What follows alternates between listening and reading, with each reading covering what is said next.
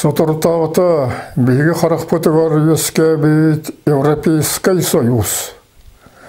Онна тең болар оларбот гоннар улурахталары Атилла. Жеккенлер тоқсығаннақ болуқтырай.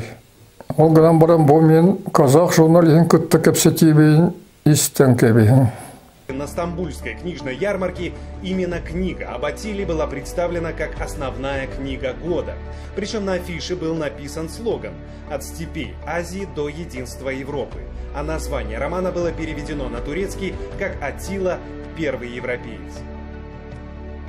Как говорил академик Брион, французский академик, что он прямо так и писал, что политические деятели всех народов не могут сейчас отрицать, что целью Атиллы, одного из величайших царей мировой истории, было европейское единство.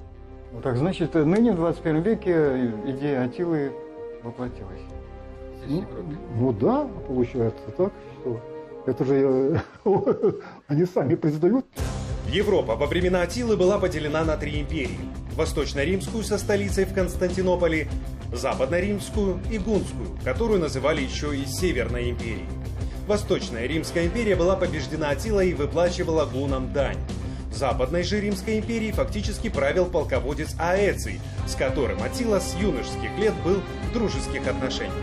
Похоже, Атила действительно был не так уж и далек от идеи объединения всей Европы.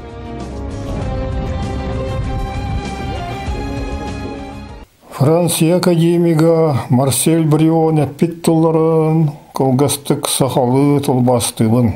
Бу улу рахтагы история билер бир самый улу рахтагыларын багырар багата эте Европаны колбагын. Итенне марын ырсыналарга бээлерин Атилла тухунан книгалеригер калбиттере Марис Бовье ажам, онна Эрик Дешорт. Эрик Дешорт холобру сурьяр. Бу саңа типтех император политиката манныга. Федерация болар империяны түріттәхін, союзту королевстволары түмі, оттон үрдікі бұлағы бейгі қаллары. Же сақылар барақсаттары білген сағахлегер Европейский Союзтан кебе ғота келер деген жеттілер. Оларға етенек ден бағары тоқтаған кыбыстымын. Етене француздар өйден әрелілер. 2 тыгынша 12 сыллаға каталогын қонуларығар Атиллалағыра ден сірге Атиллаға Францияға бастықы памятнигі тұрар бұттыра.